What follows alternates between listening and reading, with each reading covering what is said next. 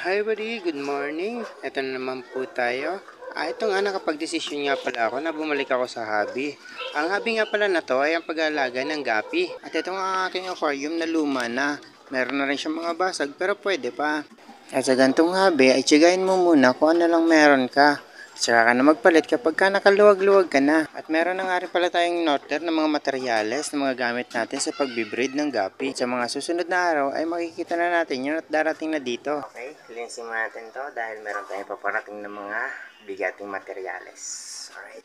At yung mga materyales nga tinutukoy ko ay magagaling pa sa Sub-Sahara, Mindanao. Sa ibang nag-quit yan, tara, balik na tayo.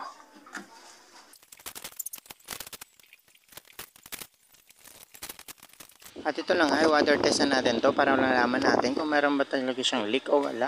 Para kung meron tayong makitang leak, ay maagapan natin na makita. At ito nga, napuno na nga natin siya ng tubig. At dito na tayo mag-aantay kung saan may tatagas para naman maagapan natin agad para ating matapalan. At ayun na nga, meron akong naispatan. Ayan, meron siyang tumatagas dito pero maliit lang. Galing siya dito sa crack na to. Baka hindi pa siya masyadong tuyo. Pero okay lang yan, kaya-kaya natin yan solusyonan. Alright!